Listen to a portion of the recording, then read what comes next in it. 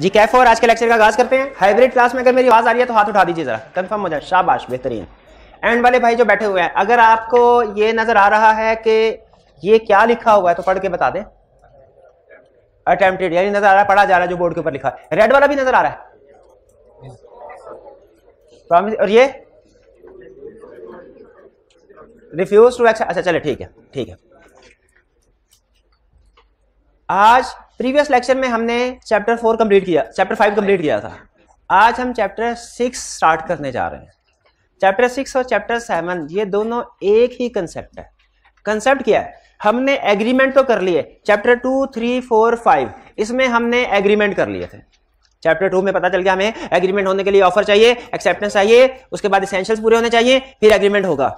Chapter 3 में हमने contract के एसेंशियल्स पढ़ दिए। फिर उसके बाद चैप्टर 4 में क्या पढ़ा था कि कंसेंट फ्री होनी चाहिए। कब फ्री कंसेंट नहीं होती वो पढ़ा। कंसेंट भी, एग्रीमेंट भी, ऑफर के एसेंशियल्स भी पूरे थे, एक्सेप्टेंस के एसेंशियल्स भी पूरे थे, बाकी के एसेंशियल्स ऑफ द कॉन्ट्रैक्ट वो भी पूरे थे, कंसेंट भी फ्री थी, ठीक है। और कॉन्ट्रैक्ट भी हमारा फर्ज कीजिए रेगुलर था, कंटिंजेंट या वेजरिंग नहीं था। एग्रीमेंट कॉन्ट्रैक्ट हो गया। एक दफा जब कॉन्ट्रैक्ट हो जाता है उसके बाद क्या होना होता है? परफॉर्म होना होता है। एक दफा जब कॉन्ट्रैक्ट हो जाए उसके बाद उसके ऊपर अमल दरामद होना होता है। किस डेट के ऊपर अमल दरामद होना होता है? जो डेट लिखी हुई है। अमल दरामद किसने करना होता है? प्रोमिजर ने के प्रोमिजी ने? दोनों ने दोनों ने अमल दरामद करना। इसका मतलब पता क्या है? इसका दोनों का मतलब समझिएगा जरा, इसके अंदर कंसेप्ट छुपे हैं। दोनों का मतलब, ए भैया ने कहा सर 5 तारीख को मेरे को ये मार्कर दीजिएगा। मैंने कहा अच्छा ठीक है। अब मैंने इसके ऊपर अमल करना है क्या? 5 तारीख को आके इनको मार्कर देना है। ये प्रोमिजर अमल कर रहा है। प्रोमिजी ने कैसे अमल करना है? 5 तारीख को जब ये मार्कर मैं इनको दूंगा, इन्होंने एक्सेप्ट करना है, दीजिए सर। ये दोनों ने काम करना है, प्रोमिजर ने भी, प्रोमिजी ने भी। भाई दोनों, किसी भी कॉन्ट्रैक्ट में 2 पार्टीज होती हैं, दोनों के रोल्स एंड रिस्पॉन्सिबिलिटीज होती है ना, राइट्स एंड ड्यूटीज। एक पार्टी की तो सारी जिम्मेदारियां नहीं होती। वो तो सिंगल पार्टी का कॉन्ट्रैक्ट हो जाएगा जिसमें एक ही पार्टी ने, वो तो हो जाएगा एग्रीमेंट विदाउट कंसिडरेशन, जिसमें एक ही पार्टी ने सारा कुछ करना है। दोनों पार्टीज की जिम्मेदारी होती है। एग्री करते हैं? इससे बात समझ आ रही है? प्रोमिसर भी, प्रोमिसी भी। इसका मतलब है ड्यू डेट के ऊपर मेरी जिम्मेदारी है क्या? कि मैंने चीजें, गुड या सर्विस प्रोवाइड करनी है प्रोमिसी को, और प्रोमिसी की जिम्मेदारी है उसको एक्सेप्ट करे। मैं अगर ड्यू डेट के और पैसे दे, बिल्कुल, मैं अगर ड्यू डेट के ऊपर चीजें सप्लाई नहीं करता, मैं जिम्मेदार। मेरी तरफ से कॉन्ट्रैक्ट की वायलेशन हुई। मैं अगर ड्यू डेट पे चीजें सप्लाई नहीं करता, मेरी तरफ से कॉन्ट्रैक्ट की वायलेशन, गौर से सुनिएगा, मैं अगर ड्यू डेट पे चीजें सप्लाई नहीं करता, कॉन्ट्रैक्ट की वायलेशन मेरी तरफ से हुई। और ये अगर ड्यू डेट पे चीजें एक्सेप्ट नहीं करते, इसकी तरफ से वायलेशन हुई, प्रॉमिस की तरफ। बात समझ रहे हैं? yes, दोनों पार्टीज की जिम्मेदारी है। कोई एक पार्टी भी अपनी जिम्मेदारी पूरी नहीं करे, कॉन्ट्रैक्ट की वायलेशन हो जाएगी, जिसे हम लीगल टर्म्स में कहते हैं ब्रीच ऑफ कॉन्ट्रैक्ट। कॉन्ट्रैक्ट तोड़ा। अगर मैं ड्यू डेट पे चीजें सप्लाई नहीं करता, कॉन्ट्रैक्ट किसने तोड़ा? मैंने ब्रीच ऑफ कॉन्ट्रैक्ट किया। और अगर इन्होंने ड्यू डेट के ऊपर चीजें एक्सेप्ट नहीं की, इन्होंने कॉन्ट्रैक्ट तोड़ा। तो इसका मतलब है, अहम चीज हमें पता चली, ब्रीच ऑफ कॉन्ट्रैक्ट सिर्फ प्रोमिसर की तरफ से हो लाजमी नहीं है, प्रोमिसी की तरफ से भी हो सकता है। ये बात समझ आ रही है आपको? ये मेन कंसेप्ट था आज का जो आपको सिखाना था। अब आते हैं, देखते हैं लेक्चर क्या कहता है। आज हमने पढ़ना क्या है? Chapter 6, performance of the contract. ये क्या बताता है? ये कहता है जो आपने कॉन्ट्रैक्ट कर लिया पिछले चैप्टर में, अब उसको परफॉर्म कैसे करना है, परफॉर्मेंस के क्या रूल्स हैं। ये चैप्टर क्या सिखा रहा है? परफॉर्मेंस के क्या रूल्स हैं, यानी जो कॉन्ट्रैक्ट आपने कर लिया, अब वो परफॉर्म कैसे होगा, किसने करना है, कब करना है, कैसे करना है, परफॉर्म हो गया तो क्या करना है, परफॉर्म नहीं हो सका किसी वजह से तो क्या करना है। ये सारे कंसेप्ट डिस्कस होंगे। और ये असल में ICAP ने इस कंसेप्ट को 2 चैप्टर्स में डिवाइड किया है, चैप्टर 6 और चैप्टर 7। दोनों परफॉर्मेंस ऑफ कॉन्ट्रैक्ट से रिलेट करते हैं। और ये दोनों चैप्टर्स क्या कंसेप्ट सिखा रहे हैं, ओवरऑल थीम क्या है, कि जो कॉन्ट्रैक्ट तय पाया, किसने परफॉर्म करना है, कब परफॉर्म करना है, कैसे परफॉर्म करना है, कहां परफॉर्म करना है, परफॉर्म हो गया तो क्या होगा, परफॉर्म कॉन्ट्रैक्ट किसी वजह से नहीं हुआ तो क्या होगा, अगर कॉन्ट्रैक्ट इस वजह से परफॉर्म नहीं हुआ तो क्या होगा, अगर कॉन्ट्रैक्ट उस वजह से परफॉर्म नहीं हुआ तो क्या होगा। ये सारे कंसेप्ट हमने सीखने हैं। किन चैप्टर्स में? 6 और 7 में। क्या कंसेप्ट सीखने हैं? परफॉर्म कौन करेगा, कब करेगा, कैसे करेगा, अगर परफॉर्म हो गया तो क्या होगा, कॉन्ट्रैक्ट परफॉर्म नहीं होगा तो क्या, परफॉर्म अगर इस वजह से नहीं हुआ तो क्या होगा, परफॉर्म अगर उस वजह से नहीं हुआ तो क्या होगा। रीजन होती है ना भाई। मैं अगर आपसे कहूं भाईजान असाइनमेंट दी थी कल करके लाओ, ये कहें असाइनमेंट नहीं की, मैं कहूंगा ब्रीच ऑफ कॉन्ट्रैक्ट किया तूने। इन बाईचांस से कहा असाइनमेंट करेंगे, मैंने भी नहीं की, मैं कहा ब्रीच ऑफ कल वादा करके गए थे असाइनमेंट करेंगे, नहीं ब्रीच ऑफ कॉन्ट्रैक्ट किया। ये इस वजह से नहीं कर सके कल गेम खेलते रहे हैं, इस वजह से नहीं कर सके कल बीमार हो गए, अल्लाह ताला की तरफ से इनके ऊपर बीमार हो गए, मुश्किल आई। अब बताइए दोनों को क्या मुझे एक तरीके से दोनों को सजा देनी चाहिए? आपके सर इसको तो सजा दें, इसको सजा दें, इसको डैमेज होना चाहिए क्योंकि इसकी अपनी गलती है। सर इसको डैमेज नहीं होना चाहिए, इसको इनाम भी नहीं देना चाहिए, इनाम है लेकिन इसको डैमेज भी नहीं होना चाहिए, इसको माफी हो जानी चाहिए। भाई फर्क समझ आ रहा है? तो बाज़ औक़ात कॉन्ट्रैक्ट परफॉर्म ना करने के डिफरेंट रीजन होती हैं, हर रीजन का इफेक्ट एक ही नहीं होता, हमें रीजन को देखना पड़ता है, रीजन किस वजह से है। अल्लाह ताला की तरफ से कोई ऐसी रीजन आ जाए जिसकी वजह तो उसका ट्रीटमेंट कुछ हो रहा है, पार्टी का अपना कसूर हो उसका ट्रीटमेंट कुछ और होगा। ये सारे कंसेप्ट हमने परफॉर्मेंस ऑफ द कॉन्ट्रैक्ट में डिस्कस करना है। ये ओवरऑल थीम आपको चैप्टर्स का बता दिया, 6 का भी 7 का भी। आज के लेक्चर में क्या कर रहे हैं हम? आज के लेक्चर में हम सीखेंगे परफॉर्मेंस का मतलब क्या होता है। आप कहेंगे सर वो तो हमें पता है, परफॉर्मेंस का मतलब है काम करना। हमने कॉन्ट्रैक्ट में कहा था ड्यू डेट के ऊपर चीजें प्रोवाइड करेंगे, ड्यू डेट के ऊपर चीजें प्रोवाइड कर दें, परफॉर्मेंस हो गई। हमने कहा था कॉन्ट्रैक्ट में ड्यू डेट के ऊपर सर्विस प्रोवाइड करेंगे, ड्यू डेट पे सर्विस प्रोवाइड कर दी, परफॉर्मेंस हो गई। लेकिन याद रखिए इसमें एक ट्विस्ट है परफॉर्मेंस में, बाज़ औक़ात परफॉर्मेंस नहीं भी होती फिर भी हो जाती है ना जी बात। परफॉर्मेंस नहीं भी, वो क्या, वो भी पढ़ेंगे। तो आज के लेक्चर में हम स्टडी करेंगे मीनिंग ऑफ परफॉर्मेंस, परफॉर्मेंस का मतलब क्या है, टाइप्स ऑफ परफॉर्मेंस, परफॉर्मेंस की कितनी टाइप्स है, meaning of performance, types of performance. फिर इसके बाद क्या स्टडी करेंगे, essentials of a valid tender या ऑफर ऑफ परफॉर्मेंस।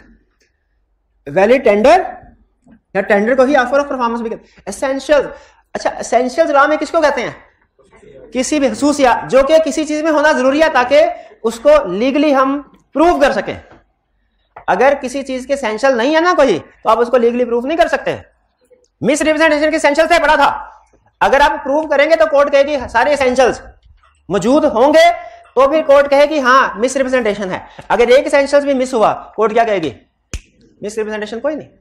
एसेंशियल का कंसेप्ट पढ़ा हुआ ना, अब मुझे पूरे करवाएं। एसेंशियल्स ऑफ ऑफर पढ़े हमने, एसेंशियल्स ऑफ एक्सेप्टेंस पढ़े हमने, एसेंशियल्स ऑफ कॉन्ट्रैक्ट पढ़े हमने, इसके बाद एसेंशियल्स ऑफ कंसीडरेशन पढ़े हमने, उसके बाद essential of miss representation, essentials of fraud, और कौन से एसेंशियल पढ़े हैं, एसेंशियल ऑफ मिस्टेक नहीं थे, तो मिस्टेक की टाइप्स नहीं, टाइप्स थी यूनिलैटरल, बाइलैटरल, नहीं सॉरी मिस्टेक था, एक mistake of fact, mistake of law.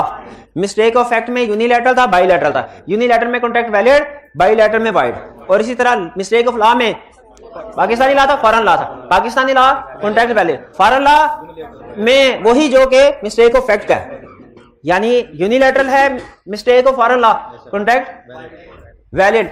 और अगर बाइलैटरल है वाइड। याद है इसमें कहीं पे भी इस कंसेप्ट में मिस्टेक में एसेंशियल्स तो था ही नहीं, एसेंशियल्स नहीं था। तो एसेंशियल्स मिस रिप्रेजेंटेशन के हैं, एसेंशियल्स फ्रॉड के हैं, मिस्टेक के नहीं थे। कोर्शन के एंड इन्फ्लुएंस के थे, उनके भी नहीं थे। ठीक है, तो एसेंशियल्स का कंसेप्ट हमने पहले समझा हुआ है। आज हम एसेंशियल्स पढ़ेंगे वैलिड टेंडर के, फिर हम एप्रोप्रिएशन ऑफ पेमेंट पढ़ेंगे। देखिए परफॉर्मेंस में एक पार्टी गुड या सर्विस प्रोवाइड करती है, दूसरी पार्टी क्या करती है, पेमेंट। तो ये वाला जो पोर्शन है ना, ये वाला, ये पहले दो लर्निंग ऑब्जेक्ट ये परफॉर्मेंस से रिलेट करते हैं, दूसरा तीसरा लर्निंग ऑब्जेक्ट पेमेंट से रिलेट करता है। परफॉर्मेंस का मतलब क्या है, काम करना। पेमेंट का मतलब क्या है, उसके पैसे की वसूली करना। क्लियर हो गया, आगे चलते हैं। Performance of the contract, performance of the contract का लफ्ज परफॉर्मेंस का मतलब क्या है कि आपने एग्रीमेंट में जो तय किया था वो काम करना। परफॉर्मेंस का मतलब क्या है, एग्रीमेंट में जो तय किया था वो काम करना। फॉर एग्जांपल हमारा एग्रीमेंट हुआ था, मैं आपको 10 तारीख को 5 एसी सप्लाई करूंगा, 10 तारीख को 5 एसी सप्लाई किए, तो मैंने क्या किया, परफॉर्मेंस कर दे। ठीक है, परफॉर्मेंस गुड की भी हो सकती है, परफॉर्मेंस सर्विसेज की भी हो सकती है।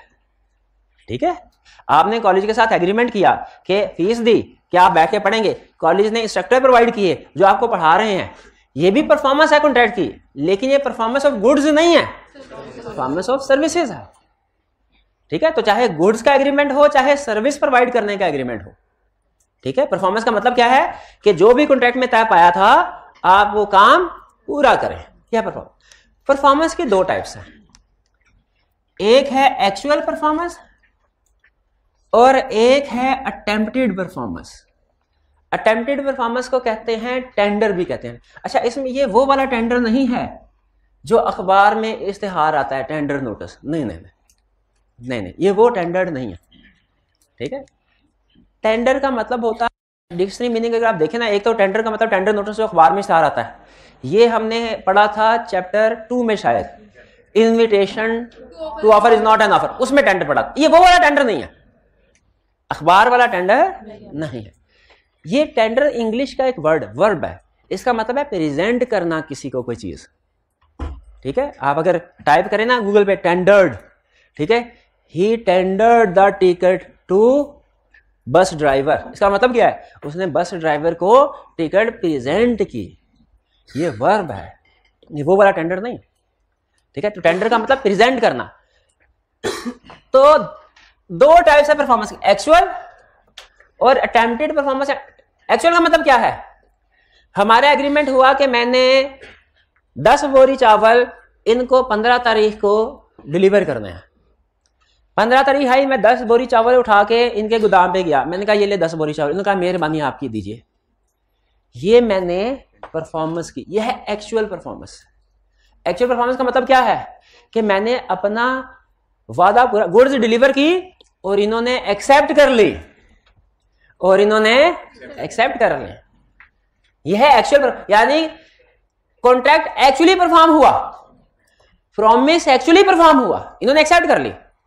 अटेम्प्टेड परफॉर्मेंस या टेंडर का मतलब क्या है, 10 बोरी चावल लेके मैं इनके गोदाम पे गया, इन्होंने गोदाम मुझे देख के बंद कर लिया दरवाजा।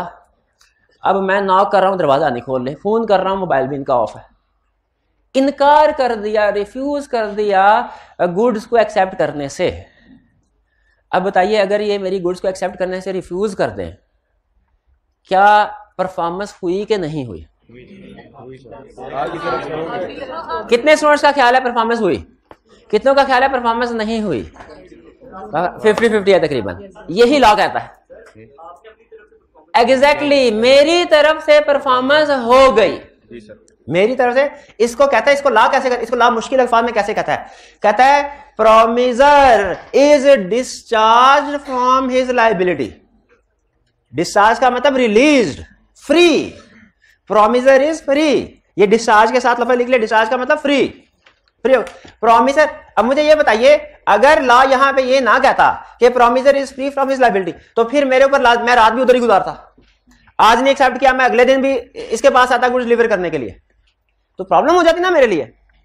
इसीलिए अगर, अब अल्फाज के ऊपर नोट कीजिए, प्रोमिसर कोई गुड्स डिलीवर या सर्विसेज डिलीवर करने के लिए आए और प्रोमिसी उसको रिसीव करने से इनकार कर दे, इसको कहते हैं अटेम्प्टेड परफॉर्मेंस। यानी अटेम्प्ट की गई लेकिन एक्चुअली एक्सेप्ट नहीं हुई, इसको कहते हैं अटेम्प्टेड परफॉर्मेंस। बे क्लियर है? अच्छा, यहां पे दो बातें फर्क ज़हन में रखिएगा। लॉ ने दो कंसेप्ट हैं, दोनों अलग जगहों पे डिस्कस किए हैं। एक कंसेप्ट ये किया है कि ड्यू डेट के ऊपर मैं ही, प्रोमिसर ही वादा पूरा ना करे, ड्यू डेट के ऊपर मैं ही चीजें इसके पास लेके ना जाऊं। ठीक है, इसमें गलती जिम्मेदारी किसकी है? प्रोमिसर की। और एक दूसरा केस है, वो क्या, प्रोमिसर ड्यू डेट पे जाए चीजें लेके, ये एक्सेप्ट ना करे, इसमें प्रोमिसर का कसूर नहीं है, किसका कसूर है? प्रोमिसर का। If promisor does not deliver तो प्रोमिसर का कसूर है, उसको डैमेज होगा। If promisor does not deliver, promisor का कसूर है। If promisee does not accept, promisee का, फिर इसको डैमेज होगा, इसका कसूर है। फर्क समझ आ रहा है? दोनों सूरतों में कॉन्ट्रैक्ट की ऐसी की तैसी फिर गई। अगर प्रोमिसर नहीं लेके आया चीजें, फिर भी कॉन्ट्रैक्ट फारग हो गया। प्रोमिसर लेके आया, प्रोमिसी ने एक्सेप्ट नहीं किया, फिर भी कॉन्ट्रैक्ट फारग हो गया। लेकिन दोनों में फर्क क्या हुआ? एक में प्रोमिसर की गलती है, उसको डैमेज होगा, दूसरे में प्रोमिसी की गलती है, उसको डैमेज होगा। तो हम जो एग्जांपल पढ़ रहे हैं अटेम्प्टेड परफॉर्मेंस की या टेंडर की, ये कौन से वाला है? कि प्रोमिसर चीजें ही नहीं लेके आया, ये है इसका मतलब। कि दूसरा कि प्रोमिसर चीजें लेके आया, प्रोमिसी ने एक्सेप्ट नहीं किया। प्रोमिसी यहां पे ना सबसे अहम याद रखिए पूरे लॉ में, प्रोमिसर और प्रोमिसी के लफ्ज बहुत अहम है। जमीन और आसमान में जितना फर्क है ना, उतना ही फर्क लफ्ज प्रोमिसर और प्रोमिसी में है। तो आप ये ना जल्दी कहे सर जल्दी जल्दी में टेस्ट कर रहा था, प्रोमिसर की बजाय प्रोमिसी लिख दिया। कोई बात नहीं, दो स्पेलिंग ही है आगे पीछे, नहीं पूरा कंसेप्ट बदल जाता है। प्रोमिसर कोई और पार्टी है, प्रोमिसी कोई और अपोजिट पार्टी है। एक्चुअल परफॉर्मेंस समझ आ गई, ये तो गुड हो गया सारा। अटेम्प्टेड या टेंडर परफॉर्मेंस समझ आ गई, यानी प्रोमिसर ने गुड्स को डिलीवर करने की कोशिश की लेकिन प्रोमिसी ने इसको एक्सेप्ट नहीं। इसका इफेक्ट क्या होता है, अगर मैंने इनको गुड्स डिलीवर की, इन्होंने एक्सेप्ट नहीं की, मेरे लिए क्या हुक्म है, अब मैं क्या करूं? ला मुझे बताता है, कहता ठहर जाओ तसल्ली रखो अभी बताते हैं क्या करें। डिपेंड करता है टेंडर गुड्स का था कि टेंडर मनी का था।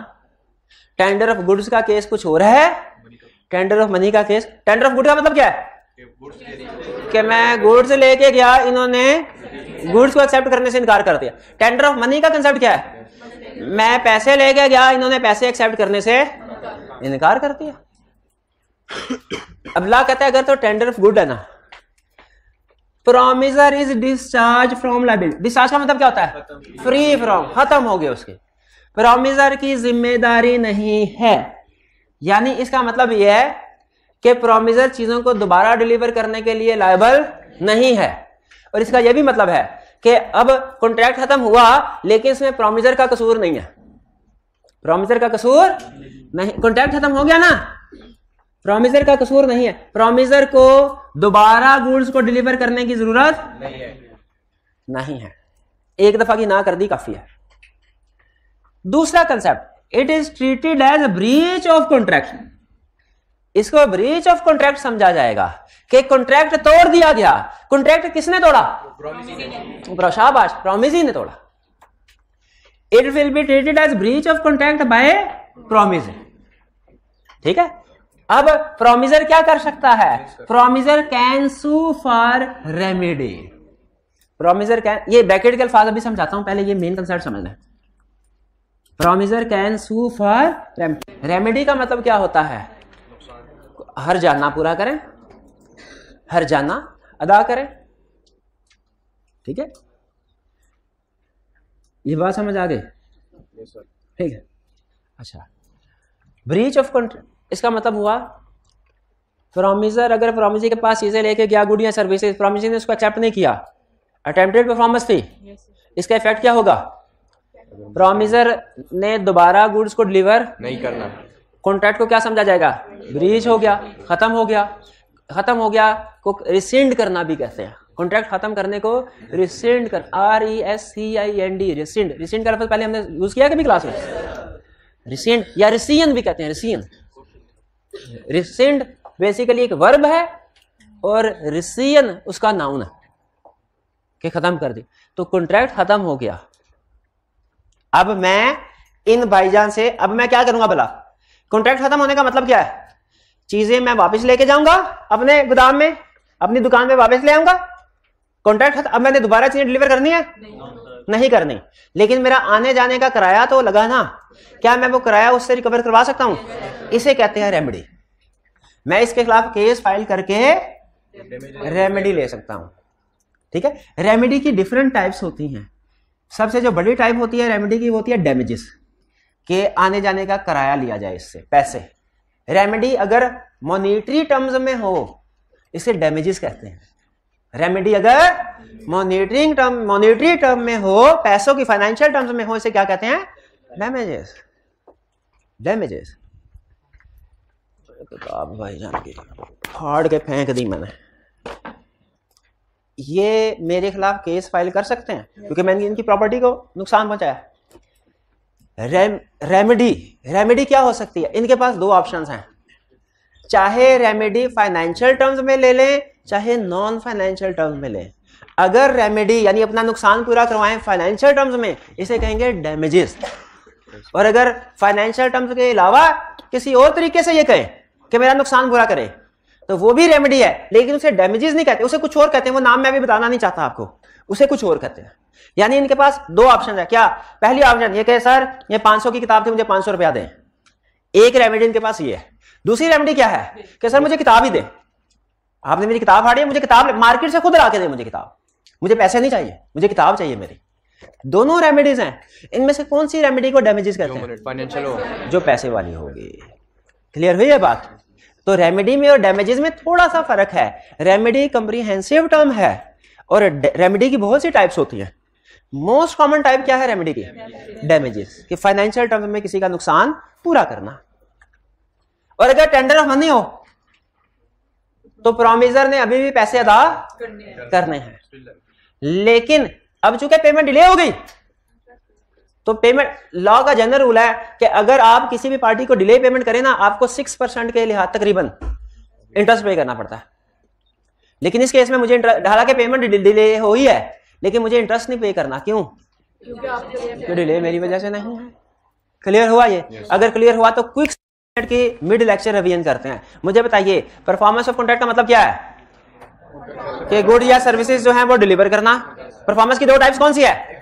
एक्चुअल परफॉर्मेंस और अटेम्प्टेड। अटेम्प्टेड परफॉर्मेंस का दूसरा नाम क्या है? टेंडर। अटेम्प्टेड परफॉर्मेंस में क्या, एक्चुअल परफॉर्मेंस में क्या होता है?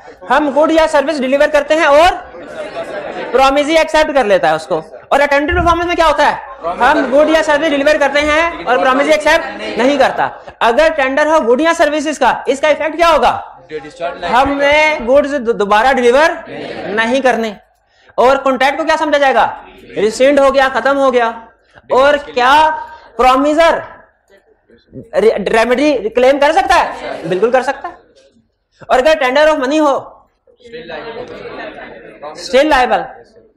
क्या डिलेड पेमेंट की वजह से इंटरेस्ट पे करना पड़ेगा? नहीं करना पड़ेगा, ठीक है, वरना नॉर्मली डिले पेमेंट में इंटरेस्ट पे किया जाता है। भाई यहां तक ये बात समझ? जी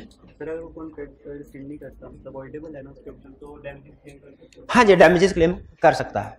देखिए फिर इनका क्वेश्चन ये है, सर फर्ज कीजिए हम इनके पास पहुंचे, इन्होंने कहा सर जी आज गोदाम में ऑलरेडी ना अनएक्सपेक्टेडली माल ज्यादा पहले से आ गया हुआ है, आज हम गुड्स को एक्सेप्ट नहीं कर सकते, आप कल परसों ले आइएगा। तो इसमें कॉन्ट्रैक्ट एक तरह से खत्म नहीं हुआ, एक्सटेंड कर दिया इन्होंने। तो अगर कॉन्ट्रैक्ट रिसेंड ना हो फर्ज करें, क्या फिर भी हम डैमेजेस क्लेम कर सकते हैं? यस। मैं उसे कहूंगा ठीक है मैं कल ले आऊंगा, लेकिन अब आपको मेरा आज का आने जाने का खर्चा भी देना पड़ेगा, क्योंकि मेरा कसूर नहीं है। लेकिन बहरहाल ये कंसेप्ट यहां पे डिस्कस नहीं हुआ, इन्होंने पूछा तो मैंने आपको बता दिया।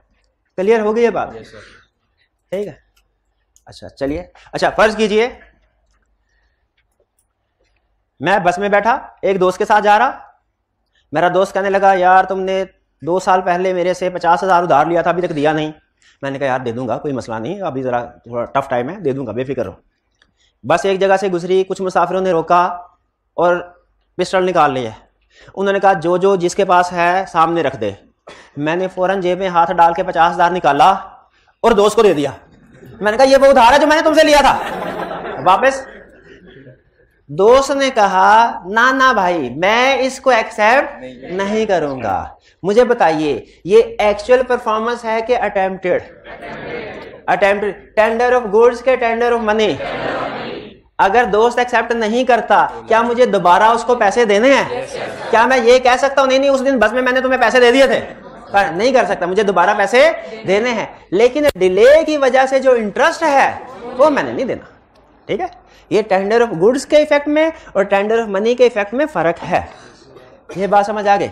लफ्ज टेंडर का कंसेप्ट समझ आ गया? टेंडर से मुराद वो हम ना आए, अगर टेंडर से मुराद वो जो अखबार वाला टेंडर आया ना तो आप बिल्कुल गलत डायरेक्शन पे चले जाएंगे। इसका वो मतलब हरगिज नहीं है जो हमने इनविटेशन टू ऑफर में पढ़ा था ना टेंडर, ठीक है, वो मतलब नहीं है। टेंडर का मतलब क्या है? प्रेजेंट करना, किसी को कोई चीज देना। आगे चलते हैं। हाँ बैंक से लोन लिया हो तो इंटरेस्ट देना पड़ जाता है, लेकिन अगर हम बैंक को लोन वापस करने के लिए जाएं और बैंक उसे एक्सेप्ट ना करे, उस सूरत में नहीं देना पड़ेगा इंटरेस्ट। ठीक जी।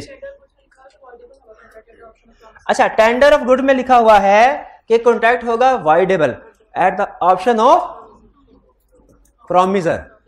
प्रॉमिसी नहीं, प्रॉमिसर। प्रॉमिसर इसका मतलब ये है, इसका मतलब ये है कि वाइडेबल हमने पढ़ा हुआ कॉन्ट्रैक्ट, शाबाश। अगर मैं ड्यू डेट के ऊपर इनके पास चीजें लेके जाऊं, ये उसको रिसीव करने से इनकार कर दें, टेंडर ऑफ गुड्स का केस है, मैं डिस्चार्ज फ्रॉम लायबिलिटी। अच्छा, लॉ ने मुझे ऑप्शन दी हुई है, लॉ कह रहा है चाहे तो आप इस कॉन्ट्रैक्ट को यहीं पे खत्म समझे और चाहे आप इसको कंटिन्यू करें। अब ये मेरी मर्जी के ऊपर डिपेंडेंट है, चाहे मैं इस कॉन्ट्रैक्ट को यहीं पे समझूं ब्रीच ऑफ कॉन्ट्रैक्ट हो गया और रिसेंड कर दूं, खत्म कर दूं, या चाहे इसे कंटिन्यू करूं। ठीक है, बाज़ औक़ात ऐसा होता है, ड्यू डेट इन्होंने मुझे कहा मेरे गोदाम में आ जाना, उधर चीजें ले आना, गोदाम पे गया, वहां पे पता चला ये मौजूद ही नहीं है, और गोदाम में इन्होंने कोई ऐसी अरेंजमेंट नहीं की हुई जहां पे मैं सामान अनलोड करवा सकूं। अब लॉ ने मुझे ऑप्शन दिया है, टेंडर ऑफ गुड था, प्रोमिसी ने एक्सेप्ट नहीं किया, लॉ ने ऑप्शन दी, चाहे तो मैं इस कॉन्ट्रैक्ट को कंटिन्यू करूं, चाहे इस कॉन्ट्रैक्ट को खत्म कर दूं, यानी ये कॉन्ट्रैक्ट वाइडेबल हो गया। वाइडेबल यही होता ना कि एग्री, इसमें एग्रीड पार्टी कौन है भला? प्रोमिसर की ऑप्शन है, चाहे इस कॉन्ट्रैक्ट को कंटिन्यू करे या खत्म करे। खत्म करने का मतलब क्या है कि बस अब मैंने आपको आइंदा गुड्स डिलीवर नहीं करनी। कंटिन्यू करने का मतलब क्या है कि मैं अगले दिन या हफ्ते बाद या उनसे फोन करके दोबारा गुड्स को डिलीवर करने आ जाऊं। ठीक है, मेरे पास ये ऑप्शन है, चाहे तो कॉन्ट्रैक्ट वाइडेबल है, चाहे तो रिसेंड कर दूं, चाहे तो ओके। लेकिन याद रखें, इन एनी केस मैंने रेमेडी इनसे जरूर क्लेम करने हैं, रेमेडी इनसे जरूर क्लेम करनी है कि भाई आपकी वजह से मेरा चक्कर पड़ा एक्स्ट्रा, मुझे उसका किराया दीजिए। क्लियर हुई बात? आगे चलते हैं। लेकिन लॉ ये कहता है टेंडर के ना कुछ एसेंशियल्स होने चाहिए, जैसे ऐसा नहीं है इन्होंने चावल मंगवाए हों, चावल मंगवाए हैं, क्या होता है कर्नल चावल, और मैं टोटा लेके पहुंच गया उनके पास, इन्होंने कहा मैंने नहीं लेना ये। मैं कहूं भाई लॉ में लिखा हुआ है अगर आपने परफॉर्मेंस को एक्सेप्ट करने से रिफ्यूज किया तो डैमेजेस देने पड़ेंगे आपको। बताइए क्या ये वैलिड है? तो लॉ ने कहा कि टेंडर का वैलिड होना भी जरूरी है। अगर आप चाहते हैं ना कि आपको डैमेजेस मिले तो टेंडर का वैलिड होना भी जरूरी है। तो वैलिड टेंडर के कुछ एसेंशियल्स है, ये एसेंशियल्स पूरे होंगे तो आपको डैमेजेस मिलेंगे, अगर ये एसेंशियल्स पूरे नहीं होते तो आपको डैमेजेस नहीं मिले। यानी लॉ ये कह रहा है अगर टेंडर डिलीवर करते हुए आपने इन चीजों का ध्यान रखा तो फिर हम ये कहेंगे कि ये वैलिड टेंडर था और इसमें आपका नहीं, प्रोमिसर का नहीं, प्रोमिसी का कसूर है। लेकिन अगर टेंडर के एसेंशियल्स ही पूरे नहीं हुए तो फिर किसका कसूर समझा जाएगा? प्रोमिसी का। टेंडर के एसेंशियल बिल्कुल सिंपल है, बिल्कुल सिंपल है, मुश्किल बिल्कुल भी नहीं। टेंडर किसको करना चाहिए? प्रॉपर पर्सन, जिसके साथ एग्रीमेंट हुआ है उसको ऑफर करें या उसके एजेंट वगैरह को। किसी थर्ड पार्टी को ऑफर करेंगे, वो रिफ्यूज कर दे तो वो वैलिड टेंडर नहीं। टेंडर प्रॉपर टाइम पे होना चाहिए। अगर कॉन्ट्रैक्ट में टाइम तय पाया कि डिलीवरी की जाएगी 15 जून को, मैं 1 जून को पहुंच जाता हूं और ये इनकार कर देते हैं, किसका कसूर है? प्रोमिसर का कि प्रोमिसी का? प्रोमिसर का, क्योंकि उसने टेंडर वैलिड नहीं था। और अगर 15 की बजाय 30 जून को पहुंच जाता हूं मैं, तब भी वैलिड नहीं है। तो प्रॉपर टाइम पे होना चाहिए। अब इसमें 2 पॉसिबिलिटीज होती हैं, या तो टाइम मेंशन किया गया होगा कॉन्ट्रैक्ट में, या टाइम मेंशन नहीं किया गया होगा। अगर कॉन्ट्रैक्ट में टाइम मेंशन किया गया है तो कॉन्ट्रैक्ट कब परफॉर्म होना चाहिए? और अगर टाइम मेंशन नहीं हुआ, रीजनेबल टाइम। और रीजनेबल क्या है? ये केस टू केस डिपेंड करता है और कोर्ट डिसाइड करता है। इसी तरह कॉन्ट्रैक्ट परफॉर्म होना चाहिए प्रॉपर प्लेस पे। इन्होंने कहा सर मेरे गोदाम में आके गुड्स डिलीवर कीजिएगा, मैं गुड्स लेके इनके घर पहुंच गया, इन्होंने कहा मैंने गुड्स नहीं एक्सेप्ट करनी। बताइए किसका कसूर है? प्रोमिसर का। इसमें एग्रीड पार्टी प्रोमिसी है, प्रोमिसर नहीं है। ठीक है, अब क्या प्रोमिसर डैमेजेस क्लेम कर सकता है? नहीं। कॉन्ट्रैक्ट को रिसेंड कर सकता है? कॉन्ट्रैक्ट वाइडेबल है क्या मेरे लिए? नहीं, मेरे लिए नहीं है। उसके लिए तो शायद हो, मेरे लिए नहीं है। तो प्रॉपर प्लेस, अगर कॉन्ट्रैक्ट में मेंशन है, स्पेसिफाई किया गया प्लेस क्या होगी, तो उस प्लेस पे गुड्स को डिलीवर करना चाहिए। और अगर प्लेस मेंशन नहीं है तो फिर पूछ के उस पार्टी से प्रोमिस रीजनेबल प्लेस पे गुड्स को डिलीवर करना चाहिए। पूछ के रीजनेबल प्लेस पे गुड्स को डिलीवर करना चाहिए। नेक्स्ट आंसर तो वेट कर ले या रीजनेबल जजमेंट के लिहाज से रीजनेबल प्लेस पे आप डिलीवर कर दें। लॉ कहता है रीजनेबल, इसको एक्सप्लेन करते हुए लॉ कहता है रीजनेबल प्लेस का मतलब है उसका गोदाम, उसकी शॉप। रीजनेबल प्लेस का मतलब उसका घर नहीं है। घरों पे कमर्शियल एक्टिविटीज नहीं होती। According to terms and condition, क्या मतलब? Terms and condition. जो हाँ जो जिस क्वालिटी का कलर टीवी मंगवाए थे ब्लैक एंड व्हाइट लेके पहुंच गया, तो वो टर्म। अब अगर रिफ्यूज करता है तो वो हक भी जानिब है, उसका कसूर नहीं, हमारा कसूर है। अपॉर्चुनिटी टू इंस्पेक्ट, वो देखना चाहता, हमने कहा नहीं चेक नहीं करना, एज इट इज लो। अपॉर्चुनिटी टू इंस्पेक्ट होनी चाहिए कि नहीं? और अगर वो रिफ्यूज कर दे तो किसकी गलती है? प्रॉमिस है, ठीक है। तो वो इसका मतलब है हमें अपॉर्चुनिटी फॉर इंस्पेक्शन प्रोवाइड करनी पड़ेगी प्रॉमिसी को, ताकि वो तसल्ली कर ले जो चीजें उसने मंगवाई थी उसके मुताबिक वही है कि नहीं। फॉर होल ऑब्लिगेशन, उसने 10 बोरी चावल मंगवाया था, मैं कहूं 6 बोरी आ गया है और 4 बोरी जो है वो परसों दे देंगे, और वो कहता है नहीं मैंने 10 की 10 बोरी आज ही चाहिए। अगर होल ऑब्लिगेशन यानी जो जिम्मेदारी थी पूरी की पूरी अदा नहीं की और वो रिफ्यूज कर देता एक्सेप्ट करने से, तो याद रखिए ये वैलिड टेंडर नहीं है। अगर वैलिड टेंडर नहीं है तो फिर कसूर किसका समझा जाएगा? प्रॉमिसर का। और हाँ इसमें ये कहता है थोड़ा बहुत अगर डेविएशन तो उससे फर्क नहीं पड़ता, बोरी लाते हो सकता है एक बोरी थोड़ी सी पड़ गई, उसमें से थोड़े से चावल गिर गए, किलो 2 किलो, वो कहता है इसकी वजह से आप 10 बोरी जो है उसको रिजेक्ट नहीं करिए, माइनर डेविएशन समझी जाएगी। माइनर डेविएशन वैलिड टेंडर है, लेकिन अगर मेजर डेविएशन हो वो वैलिड नहीं है, वो वैलिड टेंडर है। और फिर exact amount and legal tender, ये जो लास्ट है ना ये टेंडर ऑफ मनी से रिलेट कर रहा है कि जो आपने पैसे अदा करने हैं वो पूरे के पूरे पैसे अदा करने हैं, और जो पाकिस्तान में लीगल करेंसी यानी पाक अदा करना है। अगर मैंने पैसे दिए अफगान करेंसी में, इन्होंने एक्सेप्ट करने से इनकार कर दिया, क्या ये वैलिड टेंडर है? ये वैलिड टेंडर नहीं है। क्लियर? चलिए अच्छा आप जरा मुझे बताइए जल्दी से, यहां पे रुक के ना थोड़ी सी क्विक रिवीजन कर लेते हैं आगे चलने से पहले, क्योंकि अगला कंसेप्ट थोड़ा सा डिफरेंट है। हमने क्या सीखा? परफॉर्मेंस की 2 टाइप्स, कौन कौन सी? एक्चुअल और अटेम्प्टेड। अटेम्प्टेड परफॉर्मेंस का दूसरा नाम क्या है? टेंडर। ये अल्टरनेट नेम्स आपने याद करने एग्जाम में किसी भी नाम से पूछ सकता है। एक्चुअल परफॉर्मेंस का मतलब क्या होता है कि प्रोमिसर ने गुड या सर्विस डिलीवर की और प्रोमिसर ने एक्सेप्ट भी कर लिया। और अटेम्प्टेड या टेंडर का मतलब क्या है? प्रोमिसर ने गुड या सर्विस डिलीवर की, प्रोमिसर ने रिफ्यूज कर दिया। इस केस में प्रोमिसर कसूरवार है और प्रोमिसर एग्रीव्ड पार्टी है। लॉ कहता है इस सिचुएशन में प्रोमिसर के पास क्या ऑप्शंस हैं? पहला, कॉन्ट्रैक्ट को कैंसिल कर सकता है वो।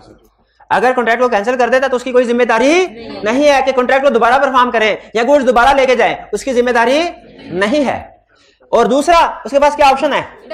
डैमेजेस क्लेम कर सकता है, आने जाने का किराया ले सकता है, ये 2 काम कर सकता है। और अगर टेंडर ऑफ मनी रिफ्यूज किया जाए, टेंडर ऑफ मनी का केस है, तो वो स्टिल लायबल है अपना प्रॉमिस परफॉर्म करना यानी पैसे अदा करने हैं, लेकिन डिले की वजह से वो इंटरेस्ट पे। लेकिन लॉ कहता है इसके लिए जरूरी है, ये इफेक्ट लाने के लिए जरूरी है आपका टेंडर वैलिड हो। टेंडर वैलिड हो। टेंडर वैलिड कब होता है? जब एसेंशियल। वैलिड टेंडर की क्या एसेंशियल है? प्रॉपर पर्सन क्या कहना चाह रहा है? जिसके साथ एग्रीमेंट हुआ है उसी को ऑफर किया जाए या उसके एजेंट को, उसी को डिलीवर किया जाए। प्रॉपर टाइम का मतलब क्या है? जो स्पेसिफाइड टाइम है उस टाइम पे डिलीवर किया जाए। अगर टाइम स्पेसिफाई नहीं है तो रिजनेबल टाइम है। प्रॉपर प्लेस, जो जगह उसने कॉन्ट्रैक्ट में बताई है उसी जगह पे डिलीवर करें, और जगह नहीं बताई तो नहीं। रीजनेबल पहले ना कहे, पहले कहें फोन करके पूछेंगे, फोन करके प्रोमिसर फोन करके प्रोमिसी से पूछेगा और फिर जो जगह वो कहे उस जगह पे गुड्स डिलीवर कर देगा। Next, according to terms and condition का मतलब क्या है? जो कॉन्ट्रैक्ट में टर्म्स एंड कंडीशन लिखी थी उसके मुताबिक, यानी क्वांटिटी, क्वालिटी वगैरह। आपको पता है चीजों के ना डिफरेंट ग्रेड्स होते हैं, ठीक है? फर्स्ट ग्रेड, सेकंड ग्रेड, ए क्वालिटी, बी क्वालिटी की। तो जो क्वालिटी उसने ऑर्डर की है, जो साइज, जो कलर, उसी के मुताबिक। तो फिर अगर डिफरेंट कलर है तो नॉट। फिर अपॉर्चुनिटी टू इंस्पेक्ट, चेक करने का मौका कि चीजें ठीक पूरी हैं कि नहीं, कॉन्ट्रैक्ट की टर्म्स एंड कंडीशन के मुताबिक है कि नहीं। लेकिन ऑनलाइन एक मिनट कंक्लूड कर लूं, मैं अभी क्वेश्चन की तरफ आता हूं। फॉर होल ऑब्लिगेशन का मतलब क्या है? पूरी की पूरी ऑब्लिगेशन, पूरा जितनी क्वांटिटी तय पाई थी कॉन्ट्रैक्ट में सारी, किस्तों में नहीं करना काम। अगर कॉन्ट्रैक्ट में तय पाया था कि पूरी की पूरी गुड्स डिलीवर करेंगे तो पूरी की पूरी गुड्स डिलीवर करनी है, whole quantity. Exact amount and legal tender, इसका मतलब क्या है? अच्छा यहाँ पे भी टेंडर का वर्ड यूज हो रहा है, लीगल। यहाँ पे इसका मतलब क्या है? एग्जैक्ट। ये टेंडर ऑफ मनी से रिलेट कर रही है ये लाइन, ये ध्यान में रखिएगा कि जो आपने पैसे तय पाए थे, जैसे ऊपर लिखा हुआ ना होल ऑब्लिगेशन, चीजें सारी की सारी दो, वहीं पे नीचे कह रहा है अगर पैसे है ना तो पैसे भी पूरे के पूरे दो और पाकिस्तान की करेंसी में पैसे दो। Legal tender of money Pakistan में क्या है? पाक रुपये। पाकिस्तान में जो तिजारत होती है वो किस करेंसी में होती है? पाक रुपये में। अगर आप किसी को किसी दूसरे मुल्क की करेंसी देते हैं पाकिस्तान में और वो उसको रिफ्यूज करता है तो वो टेंडर ऑफ मनी नहीं समझा जाएगा। और अब की बार अगर पेमेंट डिले होती है तो चूंकि ये वैलिड टेंडर नहीं था, आपको इंटरेस्ट पे करना पड़ेगा। कुछ को समझ आया? चलिए क्वेश्चन, अच्छा वन बाय वन क्वेश्चन पूछ लीजिए जी, पूछिए क्वेश्चन। 8 है, कोई रह गया? एक अनकंडीशनल है कि असल में वो इसमें आ जाता है अनकंडीशनल, वो इसको इकट्ठा कर दिया, इसमें आ जाता है। अनकंडीशनल का मतलब है कि जो कॉन्ट्रैक्ट में टर्म्स एंड कंडीशन तय पाई है उसके मुताबिक ही गुड्स डिलीवर की जाए, अपनी तरफ से कोई एडिशनल कंडीशन ऐड ना की जाए। क्लियर हुआ मेरे भाई? आप देख लें, उसको पढ़ के देख लें, इन दोनों की एक्सप्लेनेशन सेम है इसलिए इकट्ठा किया होगा। और की क्वेश्चन? अगर प्लेस स्पेसिफाइड ना हो, हाँ अगर प्लेस मेंशन नहीं है और प्रॉमिसी से पूछा, उसने कोई ऐसी जगह बता दी जिसमें हम नहीं जा सकते, हमने कहा भाई आपने बोरी का ऑर्डर तो दिया था 10 तारीख को, ये नहीं बताया था कि डिलीवर कहाँ पे करनी है। उसने कहा चांद पे आ जाओ, अपन चांद पे है। चांद पे जाएंगे क्या? नहीं। इसीलिए लॉ ने कहा, लॉ ने जहां पे ये कहा ना कि अगर प्लेस मेंशन नहीं है और प्रॉमिसर पूछेगा, वहां पे लॉ ने एक अगली बात भी लिखी हुई है, क्या कि प्रॉमिसी जब बताए ना उसे तो रीजनेबल प्लेस बताए। प्रॉमिसी अगर कोई ऐसी जगह प्रॉमिसी कहता है दिल्ली पहुंचा दो, हम जिम्मेदार नहीं, हम कहेंगे भाईजान ये वैलिड टेंडर, अब आपने उसकी खिलाफ वर्जी की है, अब हमारी जिम्मेदारी नहीं है, कॉन्ट्रैक्ट हमारी तरफ से फारिग है। तो प्रॉमिसी की जिम्मेदारी है कि अगर उसने प्लेस ऑलरेडी मेंशन नहीं ना की हुई तो वो रीजनेबल प्लेस बताए। क्लियर हो गया मेरे भाई क्वेश्चन? और भी इधर से भी कोई क्वेश्चन था? जो ऑनलाइन हम पार्सल की शॉपिंग करते हैं तो उसमें इंस्पेक्ट नहीं होती है। ऑनलाइन होने का सर, ऑनलाइन में अगर हम कोई चीज मंगवाए ना तो उसमें समटाइम लिखा होता है कि पेमेंट किए बगैर आप पार्सल खोल नहीं सकते, उसमें अपॉर्चुनिटी टू इंस्पेक्ट नहीं होती। ठीक है, आप उसको निगलेक्ट कर सकते हैं, आप उसको कह सकते हैं जब तक इंस्पेक्ट नहीं करवाओगे मैंने नहीं एक्सेप्ट करना, तो ना करें एक्सेप्ट, ना करें। देखें अगर आपको प्रॉमिसर अपॉर्चुनिटी टू इंस्पेक्ट नहीं दे रहा तो प्रॉमिसी का राइट है वो डिलीवरी एक्सेप्ट करने से इनकार कर दे। अब अगर वो इनकार कर देता है तो ये प्रॉमिसी का कसूर नहीं माना जाएगा, प्रॉमिसर का माना जाएगा। आप इनकार कर दें, करके देखिएगा, आपसे कभी कोई 1 रुपया लीगली नहीं मांग सकता क्योंकि आपका कसूर ही नहीं है। अगर टर्म्स एंड कंडीशन में लिखा हो और आपने एग्री कर लिया है, एग्री तो फिर तो नहीं हो सकता, फिर तो आपको। लेकिन इसमें भी अगर आप एक्सेप्ट करना पड़ेगा आपको, लेकिन अगर एक्सेप्ट करने के बाद खोल के देखते हैं वो प्रोडक्ट कोई और निकलती है तो आप रिटर्न कर सकते हैं, केस कर सकते हैं, नहीं होती तो केस कर सकते हैं उसके खिलाफ, हो जाती है, हो जाती है। आप वो पिक्चर लेके ना जहां से ऑर्डर किया था ना, पिक्चर ले उस प्रोडक्ट की, उस पेज पे दोबारा जाए, कमेंट्स होते हैं ना, कमेंट्स में पिक्चर अपलोड करें, लिख दे कि भाई ये सही है ऑर्डर डिलीवर मैंने किया, वो फौरी तौर पे कॉल करते हैं आपको क्योंकि उनको पता है कि जो भी कस्टमर आएगा रिव्यू देखता है। ठीक है, वो ऐसा नॉर्मली नहीं होता। मैं नॉर्मली गुड्स तो नहीं, लेकिन कुछ दूसरे सॉफ्टवेयर वगैरह कुछ दूसरी चीजें मंगवाता हूँ, मुझे कभी कंप्लेन नहीं हुई कोई ऑनलाइन शॉपिंग से। जी और की प्रॉब्लम? अच्छा देखिए ये टर्म्स है अगर वो मेंशन ना हो कॉन्ट्रैक्ट में कुछ, अगर आप कॉन्ट्रैक्ट में डिफरेंट टर्म्स मेंशन कर देते हैं तो वो अप्लाई होंगी। जैसे अगर कॉन्ट्रैक्ट में हम ये कह देते हैं पेमेंट होगी $, में तो फिर $में होगी। ये जी आपने लिखा ये एसेंशियल्स होंगे फिर टेंडर होगा, तो जब ये एसेंशियल्स नहीं, ये एसेंशियल्स होंगे, आप इनमें कॉन्ट्रैक्चुअल टर्म्स में वेरिएशन कर सकते हैं। जैसे यहाँ पे क्या लिखा हुआ है, फॉर प्रैक्टिस में बहुत दफा ऐसे होता है कि जब चीजें ऑर्डर की जाती हैं तो उन्हें इंस्टॉलमेंट्स में डिलीवर करवाया जाता है, उसको हम ये नहीं कहेंगे कि उसकी वायलेशन है।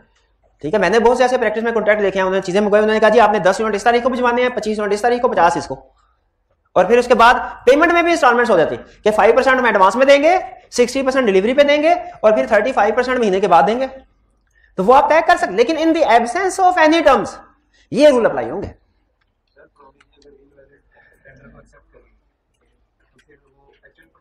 जी बिल्कुल, अगर प्रॉमिसी एक्सेप्ट कर ले कॉन्ट्रैक्ट को तो एक्चुअल परफॉर्मेंस हो जाए।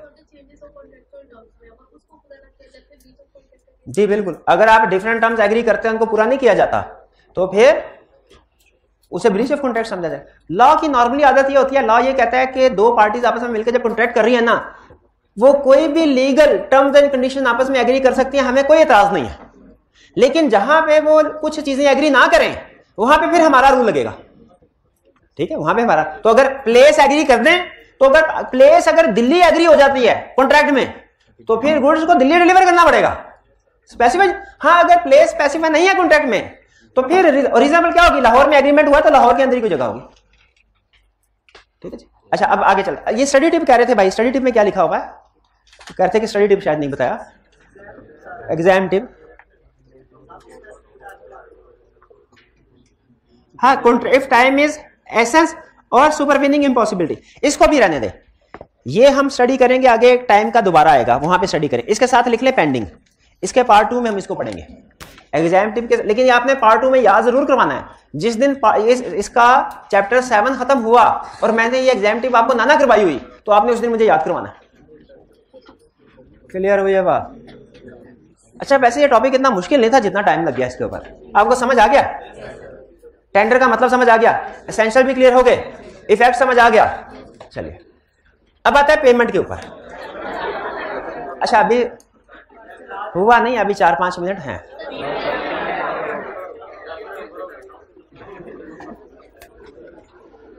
अच्छा चलें। अच्छा, आपकी होम असाइनमेंट भी नोट कर लें आपने। अब ये लर्निंग ऑब्जेक्टिव 3 हमने नहीं पढ़ा, इसलिए इसको रहने दे।